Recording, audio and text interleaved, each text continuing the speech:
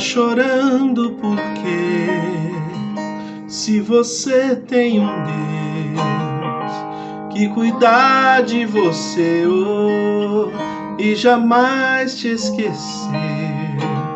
Ele sabe de tudo que você tá passando e mandou te dizer que Ele está cuidando. Lembra de onde você veio e aonde você chegou. Lembra de todos os livramentos que você já passou. Nem era pra você tá aqui, mas Deus falou assim: esse aí vou levantar, e onde colocar a mão eu vou abençoar. Não chore, quem cuida de você não dorme. Levanta, tem muita gente que te ama. Deus mandou te dizer que vai acontecer. Deus mandou te falar que tudo vai passar. Lembra de onde você veio e aonde você chegou. Lembra de todos os livramentos que você já passou. Nem era pra você tá aqui, mas Deus falou assim: esse aí vou levantar, e onde colocar a mão eu vou abençoar. Não chore, tudo é que você é enorme. Levanta, tem muita gente que te ama. Deus mandou te dizer que vai acontecer. Deus mandou te falar que tudo vai passar. Não chore, quem cuida de você não dorme. Levanta, tem muita gente que te ama. Deus mandou te dizer que vai acontecer. Deus mandou te falar que tudo vai passar.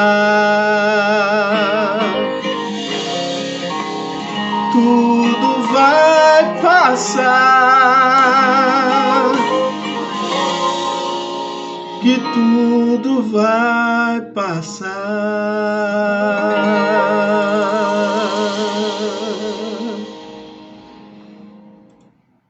Olá, bom dia, graça e paz. Espero que esse domingo esteja sendo para você um domingo muito abençoado, em que você possa estar desfrutando da presença do Senhor na tua vida, no teu lar, para as coisas que Deus tem para você. Amém?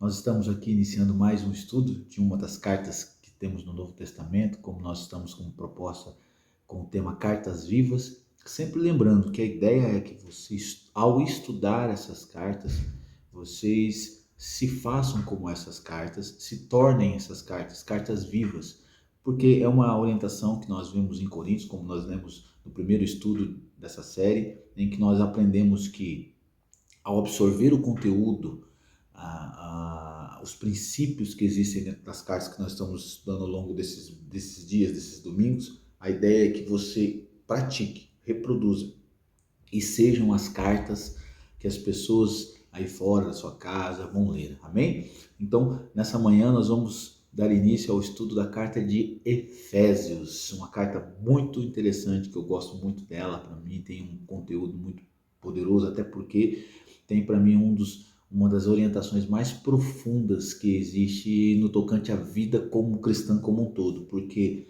ela nos ensina como ser cheio do Espírito Santo, que abrange desde a área musical, olha só que coisa linda, né? Ser cheio do Espírito Santo abrange a vida da gente desde a área musical até a área familiar, trabalho, certo? Vida com os filhos, vidas com o marido, esposa.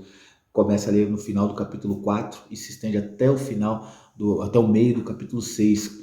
Se você quiser ser cheio do Espírito Santo, siga as orientações que vão do final do capítulo 4 até o versículo 18 e 19 do capítulo 6. Ali as instruções de como ser cheio do Espírito Santo. Como eu disse, que vai desde música até a vida de oração, a armadura de Deus, as armadilhas, como vencer as armadilhas de Satanás, enfim. É um estudo que vale a pena, nós já fizemos esse estudo, foi maravilhoso.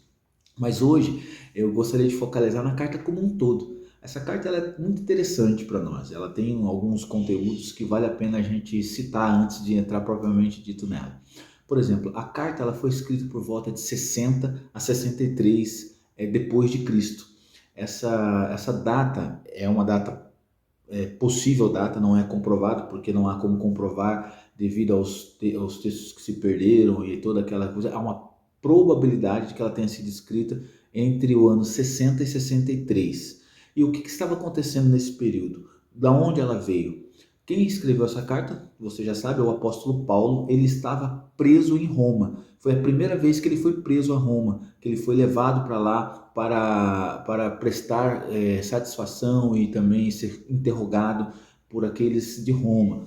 Então ele estava preso quando ele escreve essa carta. Só que essa carta, que foi escrita lá em 60, 63, quando Paulo estava preso em Roma, ela tem algo interessante, diferente das outras cartas. As outras cartas, ou a maioria das outras cartas, elas tinham como propósito o quê? Paulo responder a alguma coisa que lhe fora perguntado ou pelos líderes das igrejas que ele plantou, que precisavam ser respondidas, e esses líderes, essas pessoas, essas igrejas enviam a Paulo ou cartas ou mensageiros questionando-lhe sobre alguns procedimentos que eles deveriam ter ali. E Paulo então escreve para eles respondendo isso. Coríntios foi assim, como nós já falamos sobre isso, das 4 possíveis cartas que Paulo escreveu e das 2 que estão no Novo Testamento. Nós falamos isso também de Filipenses, enfim, das outras cartas, Timóteo, né? E os outros objetivos, as outras motivações de Paulo escrever era sobre doutrinar a igreja para algumas igrejas que estavam tendo problemas de doutrina. Efésios tem algo interessante. Efésios, ela não é uma carta em que o apóstolo está respondendo uma pergunta ou está alegando algum problema para ser tratado. Efésios, ela surge mais como uma carta devocional. Mas aqui eu quero deixar você bem atento, cuidado, porque quando a gente fala de devocional, a gente pensa em devocional como nos dias de hoje, né? Que é aquele tempo que a gente, momento do dia que a gente separa para ler a Bíblia e orar. Isso não é devocional, tá? Só para te avisar, isso faz parte do devocional. Aquele momento, veja bem, a gente chama por cultura, né? Por tradição, a gente chama, eu vou fazer o meu devocional. O que é devocional? É aquele momento em que eu separo 1 hora, meia hora, 15 minutos do dia para ler a Bíblia, ler um pão diário e orar. Isso é um conceito nosso, dos dias de hoje. Isso é importante? Demais. Nossa, como que é demais? É importante. Mas isso não é o devocional propriamente dito. Devocional, certo? É toda a sua devoção a Deus.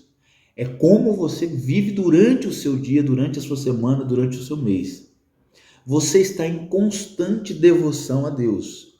Então, essa carta é nesse sentido devocional que eu estou falando. Não no sentido de que era uma carta em que as pessoas deveriam estudar ou separar para ler. É de devocional no sentido de trazer para mim, Paulo está trazendo para aquela igreja como era o procedimento na vida diária, a cada minuto, a cada segundo, a vida da igreja, certo? Como corpo, certo? Por exemplo, Colossenses fala muito de Cristo como cabeça da igreja. Efésios fala de Cristo fala da igreja como corpo, é o foco da vida da igreja. Então, se você quer ter uma vida de profundidade, leia Efésios com essa perspectiva de devocional por toda a vida, porque ele trata como cuidar do filho, como cuidar de esposo, marido, como cuidar de igreja, dons do Espírito, capítulo 4, né? Ali Efésios fala sobre batalha espiritual, certo? Efésios fala sobre gratidão, enfim, como ser cheios do Espírito Santo. Então é uma carta devocional no sentido de vida, de completude de vida, como viver na sociedade, como viver lá fora, certo? Fora da igreja. É muito devocional. Por isso que nós falamos devocional. Então, a partir de hoje, na verdade eu já tenho falado isso há muitos anos, né? Quando eu falo devocional, eu não estou me referindo àquele momento que você separa do dia de 15, 20 minutos, uma hora para ler a Bíblia e orar, não. Tá? Aquilo faz parte do seu devocional. Devocional é quando você acorda e vai embora, e vive, é a sua vida, amém? Entendido isso, a carta de Efésios já traz para nós agora algo interessante. Ela não foi feita com esse propósito, né? Quando Paulo escreveu ela, ele não estava com essa metodologia pedagógica na cabeça. Isso aqui é uma coisa que nós agora, dos dias de hoje, fazemos para facilitar o entendimento. Do capítulo 1 até o capítulo 3, a carta de Efésios está tratando muito sobre as questões doutrinárias. Fala-se sobre os princípios. O que é doutrina? Os princípios de uma vida em igreja, de uma vida cristã, certo? Do capítulo 1 ao capítulo 3. O que vai falar nesses capítulos? Vai falar para nós sobre como nós devemos nos comportar em relação à nossa vida de oração. Vai falar para nós sobre como nós devemos, quem é Deus, entendeu? Para nós, quem é Jesus, certo? Quem é aquele que é espiritual, como é uma vida espiritual, certo? Fala de vocação, vai falar de chamado, de vocação, vai falar de salvação. No capítulo 2, por exemplo, vai falar de salvação pela graça, que a salvação é pela graça de Deus. Você está entendendo? Então, do capítulo 1 ao capítulo 3 é doutrina, salvação, graça, vida com Deus, oração, certo? Quem é Deus, quem é Jesus, certo?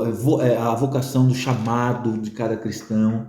A partir do capítulo 4 até o capítulo 6, já é os deveres, a prática dessa doutrina, vamos dizer assim, é os deveres dos cristãos, ser cheio do Espírito Santo, capítulo 4. O capítulo 4 também fala da unidade da igreja, unidade da fé, certo? O capítulo 5 fala dos deveres do marido, da esposa, dos filhos, do patrão, do funcionário, fala da música, de ser cheio do Espírito Santo, cantar espontaneamente, salmodiar, cânticos espontâneos, certo? Vida de devoção, vai falar do que é ser cheio do Espírito Santo. Capítulo 6 vai falar sobre batalha espiritual, como vencer, que existe uma batalha sendo travada, qual é o capacete da salvação, a couraça da justiça. Então, enfim, o capítulos 4, 5 e 6, ele vai trazer essa questão da prática das doutrinas que Paulo fala do capítulo 1 até o capítulo 3. Então, se você quiser fazer um discipulado, por exemplo, com alguém, sobre igreja, sobre vida, espiritualidade, Efésios é uma carta excepcional para isso, porque o propósito dela é essa questão devocional. Dito isso, eu quero ler agora o versículo-chave dessa carta, que está no capítulo 4, como eu disse, certo? Aí vamos por uma cristocidência, está no meio, né? O versículo é o versículo 13, porque esse versículo aqui, ele absorve tudo isso que eu acabei de falar. Ele fala tanto das doutrinas, que vai até o capítulo 3, e também da prática da vida cristã, certo? Até o capítulo 6. Essa união dessas duas partes da carta de Efésios tem um versículo que abrange todo esse ensino de Paulo nessa carta. Olha só o que diz o versículo 13 do capítulo 4 de Efésios. Até que todos cheguemos à unidade da fé. Até que todos, filhos de Deus, cristãos, igreja, cheguemos à unidade da fé e ao conhecimento, intimidade. Lembra que não é só conhecer, tá? Saber sobre Jesus, é relacionamento. Lembre-se disso, tenho falado isso há muitos anos. Conhecer, quando a Bíblia fala de conhecer a Deus, não está falando de saber fatos sobre Deus, é de se relacionar intimamente com Deus, certo? Olha só, até que nós cheguemos à unidade, igreja, irmãos, comunhão da fé, a mesma fé em Cristo Jesus, pela graça, salvação, certo? E ao conhecimento, isso é a intimidade, a relacionamento com o Filho de Deus, a homem perfeito, cheguemos a homem perfeito, à medida da estatura completa de Cristo. Então, qual é o alvo, qual é o propósito da carta de Efésios? Que nós cheguemos à fé unida do povo, um único povo, tendo uma única fé no Senhor, na salvação, no Espírito Santo, no Pai, nas doutrinas até o capítulo 3 e na prática delas até o capítulo 6, para que nós chegamos a conhecimento. O que é conhecimento? Intimidade, desenvolver uma relação com Deus, ter uma fé com o Senhor que demonstre tanto na minha vida externa como na minha vida interna, certo? Nós falamos aí no meio da ciência, a vida intrínseca e a vida intrínseca, ou a vida subjetiva, né, que é aqui dentro, e a vida objetiva, que é a vida fora, certo? Então tudo isso é o relacionamento. E por fim, que cheguemos à condição de varão perfeito. Qual é esse padrão de varão perfeito? Jesus, como diz aqui o texto que nós acabamos de ler. Olha que coisa interessante, o versículo 13 do capítulo 4 abrange toda essa estrutura, esse ensinamento da carta de Efésios. A questão agora é aplicar isso. Pegar essas doutrinas que vão do capítulo 1 até o capítulo 3 e depois olhar para o capítulo 4, 5 e 6, como aplicar essas doutrinas. Por exemplo, vou dar uma explicação, vou pegar dentre esse vastas informações, eu vou pegar para vocês um exemplo. O capítulo 4, por exemplo, ele fala dos dons do Espírito, certo? Ele vai trazer ali para nós uma lista de dons do Espírito. Ele vai falar que o Espírito Santo é que dá para a igreja os dons, fala do corpo, né, que cada corpo tem, certo, a sua função. É por isso que ele fala, até que cheguemos à unidade da fé. Por que ele fala essa frase? Porque ele está falando nos versículos anteriores do capítulo 4, de que nós somos esse corpo, que cada um tem a sua função, que cada um tem que nós não devemos nos enciumar com os dons e talentos dos outros, porque cada um tem um porquê e tem a sua importância. Às vezes a gente fala, eu queria cantar, mas às vezes você não canta, mas você está forçando a barra ali, mas Deus às vezes não tem isso para você, às vezes Deus tem para você outro caminho. Então você tem uma função dentro do corpo, e assim cada um tem a sua função e todos vamos caminhando para a unidade da fé em Cristo Jesus, para atingir esse relacionamento e ter uma vida de comunhão ao ponto de chegarmos à perfeição que é Cristo Jesus. E olha só, nesse capítulo que ensina sobre os dons do Espírito Santo, ele vai falar uma coisa também interessante para nós no versículo 30, certo? No versículo 31, olha, toda amargura, ira e cólera, e gritaria e blasfêmia, e toda malícia sejam tirados de vocês, antes sejam uns para com os outros benignos e misericordiosos, perdoando-vos uns aos outros como Deus perdoou, certo? Esse texto ele é muito, muito interessante porque ele nos ensina a prática, como eu falei, do 4 em diante, é a prática de toda a doutrina. Se eu falo da doutrina, o grande problema dos dias de hoje, nas denominações, nas igrejas, na sociedade, quando olha para nós cristãos, quando olha para a religião hoje, é que nós somos muito bons em explicar e falar de doutrinas, do que pode, do que não pode, do que é, do que não é, quem é Deus. A gente fala, e isso é bom, temos que falar, certo? O problema é a segunda parte, que é aí que nós pecamos bastante. Quando nós vamos aplicar essas doutrinas, nós temos dificuldade de expressar isso que o capítulo 4 encerra. Nós somos muito amargurados, nós somos muito rancorosos, a gente não expressa o amor, a gente não manifesta o perdão, por exemplo. O perdão é inegociável para alguém que se diz cristão, é uma vida que você precisa ter o tempo todo, uma prática que você precisa ter o tempo todo, porque no próprio oração do Pai Nosso, Jesus fala, assim como nós perdoamos, perdoa-nos. E Jesus e Deus, né? Deus, que é Deus, ao finalizar a oração do Pai Nosso, ele repete, ele enfatiza, porque o vosso Pai Celestial é perfeito, portanto, perdoem uns aos outros, porque aquele que não perdoar, não será perdoado. Então a gente precisa entender que essa questão da amargura, do perdão, a amargura precisa ser tirada, o perdão precisa ser praticado, a benignidade, o amor, a mansidão, principalmente nesse contexto aqui do capítulo 4 que está falando de igreja, isso é dentro da igreja. Depois ele vai sair para fora no capítulo 5, como eu disse, vai falar de relacionamento marido-mulher, patrão e funcionário, pai e filho, certo? Todas as outras áreas da sociedade. Mas nesse capítulo 4 especificamente está falando sobre igreja, como a igreja precisa ser. Se você quer saber um pouquinho mais de como deve ser uma igreja, leia o capítulo 3 e 4 de Efésios para você ver como que é muito profundo. Também nesses capítulos aí, está nos ensinando da possibilidade de entristecer o Espírito Santo de Deus. Não entristeçai o Espírito Santo ao qual fostes selados. Significa que a gente, quando não pratica essas coisas, quando a gente consegue apenas falar da doutrina e não vivê-las, a gente acaba entristecendo Deus, porque Deus quer de nós uma ação completa. Aquilo que começou aqui subjetivamente, né, como eu falei, aqui dentro, saia para fora. Para quê? Qual é o propósito? Como nós lemos no versículo 13 do capítulo 4, a fim de que nós cheguemos à unidade da fé, como igreja, conhecimento de Deus, relacionamento, intimidade com Deus. Faz sentido para você? E por fim, a estatura de varão perfeito, que é de Cristo Jesus. Esses elementos são essenciais para que nós entendamos a carta de Efésios.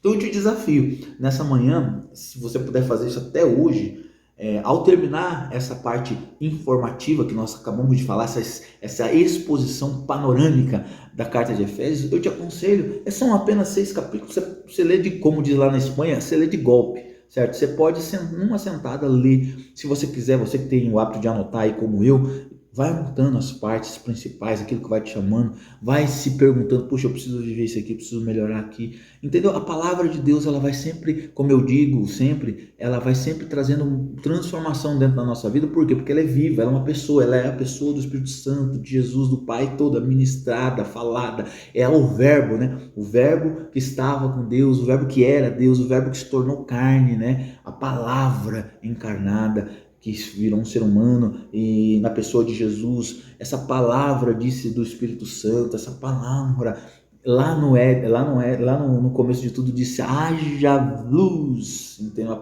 Pela palavra tudo foi criado. Então ela é poderosa e ela pode transformar, ela pode fazer milagres nas nossas vidas. É isso que eu queria trazer para você nessa manhã sobre a carta de Efésios. O grande propósito dessa explanação nessa parte da manhã é trazer para você a possibilidade de você, com esta carta de Efésios, trazer para você uma espiritualidade como igreja e também como cidadão. Preste bem atenção. Repetindo, do capítulo 1 ao capítulo 3, as doutrinas, do capítulo 4 ao capítulo 6, a prática dessas doutrinas, a prática da vida cristã.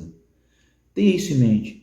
Leia essa carta a partir dessa perspectiva e conclua a sua meditação de Efésios, dessa reflexão hoje na nossa BD, com o seguinte objetivo que o Espírito Santo colocou no meu coração para eu transmitir para você. Por isso que eu digo agora, no Senhor e com temor a Ele, aqueles que têm ouvido ouçam o que o Espírito diz à igreja. Sejam cartas vivas. Se você é uma carta viva do Senhor, eu quero te perguntar o que eu tenho te perguntado sempre. O que as pessoas têm lido através da tua vida? Quando elas te veem, elas leem essas doutrinas e essa prática de vida cristã que nós aprendemos nessa manhã? É isso que eu quero te estimular, para que assim consigamos cumprir o texto-chave da nossa reflexão de hoje, que é o versículo 13 do capítulo 4, que é a vida plena de Cristo Jesus. Amém? Eu quero encerrar orando para que nós consigamos colocar em prática, para a glória do Senhor, tudo isso que aprendemos com essa carta maravilhosa que Paulo escreveu lá de Roma, naquele período de 60 a 63 depois de Cristo, para aqueles irmãos de Éfeso. Vamos orar? Pai querido, obrigado por essa palavra. Quero te pedir, ó Deus, que nós consigamos pegar essas doutrinas que estão até o capítulo 3 e depois a prática delas, do capítulo 4 ao capítulo 6, e absorvê-las e colocá-las para fora numa prática vinda da orientação do Teu Espírito, no poder do Teu Espírito, na autoridade do nome do Teu Filho Jesus e para a Tua glória, Pai. Abençoa meu irmão, minha irmã que está ouvindo nesse momento esse estudo. Fala com ele, guarda o livro de todo mal, ensina-o a conviver, ó Deus, a vida cristã devocional, como eu falei no começo, plena, não apenas aqueles momentos de leitura e oração, mas de vida em todos os momentos. É o que eu te peço, guarda aquele que sofre, aquele que está enfermo nesse momento, é o que nós te clamamos, no nome de Jesus. Amém e amém. Espero que você tenha sido abençoado nessa manhã.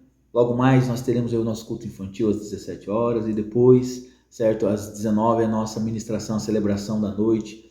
Quero te aproveitar aqui para dizer para vocês que dia 8 agora eu saio de férias. Eu tinha 15 dias ainda para tirar de férias no começo do ano, eu só tirei 15 no começo do ano e eu havia avisado já lá no começo do que eu tiraria isso no meio do ano, certo?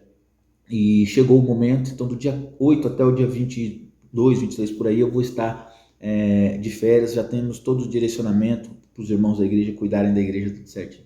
Deus abençoe vocês, obrigado, espero que você tenha sido edificado com essa palavra, bem? Que o amor de Deus Pai, as consolações do Espírito, o poder e a autoridade do nome de Jesus esteja sobre a tua casa, os teus projetos, desde agora e para sempre. Amém, amém e amém. Paz.